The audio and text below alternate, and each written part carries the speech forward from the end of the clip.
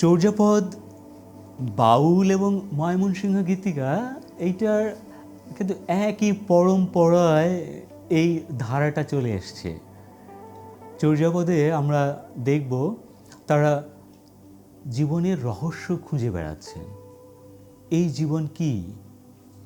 এই জীবন কিভাবে, এই জীবনের মানে খোঁজা যায়, এই যে দুষ্প্রবেশ্য জীবন, এর ভেতরে কিভাবে ঢুকতে পারি আমরা?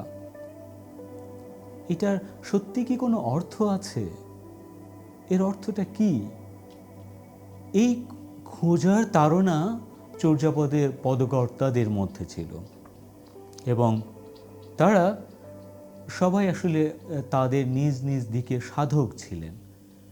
তো সেই সাধনার কথা এই ভাষায়, কবিতা, পদাবলীর আকারে তারা প্রকাশ করেছেন এবং এবং এই জীবনটাকে বোঝার জন্য তারা কত অনুষঙ্গ যে নিয়ে এসছেন। একটা পদ আছে, সেখানে শরীরটাকে, আমাদের এই অস্তিত্বটাকে গাছের সাথে তুলনা করছেন। কায়া তরবর পঞ্চবিটাল, চঞ্চল চিয়ে পৈঠ কাল। আমাদের শরীরটা গাছের মতো এবং এর পঞ্চ ইন্দ্রিয় হলো 5টা ডাল। এই ইন্দ্রিয়ের মধ্যে দিয়ে আসলে বিভিন্ন বিষয় আমাদের ভেতরে প্রবেশ করছে এবং তারা যেহেতু সাধক, এই ইন্দ্রিয়ের মধ্যে দিয়ে যা আমাদের এসে বিক্ষিপ্ত করে, যা আমাদের বিচলিত করে, সেই ইন্দ্রিয়গুলো বন্ধ করতে বলেছেন। সমস্ত বাইরের এই সমস্ত প্রভাব আমার উপর পড়বে না, আমি শুধু আমার দিকে তাকাবো, আমার গভীরে আমার অর্থ খুঁজব, এই জীবনের মানে খুঁজব। তখনই আসলে মানে কিছুটা পাওয়া যাবে।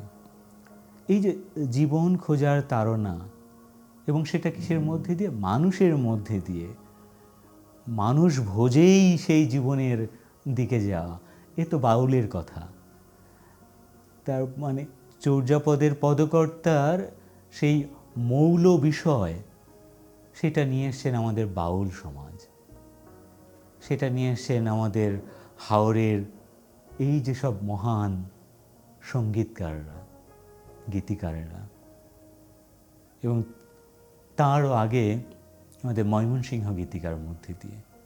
যদিও ময়মনসিংহ গীতিকা ধরনে কিছুটা আলাদা, কিন্তু রূপে অনেকটাই এক। তো সেই ধারাবাহিকতা আসলে এদের মধ্যে বরাবর রয়ে গেছে। জীবনটাকে খুঁজে দেখা, জীবনের মানে কি? মানে বাড়ির পাশে আরশিনগর, সেটা এক পড়শি বসত করে, আমরা কি জানি তাকে? এই ধারাটা আসলে বাংলার নিজস্ব, একান্তই নিজস্ব একটা ধারা, যেটা আমাকে জানার মধ্যে দিয়ে জগৎটাকে জানব এবং মানুষকে জানব, মানুষকে ভালোবাসব। এটা আমাদের চর্যাপদের পদকর্তা, বাউল এবং এখন যারা সহজাত গীতিকার, তারা এটা ধরে রেখেছেন।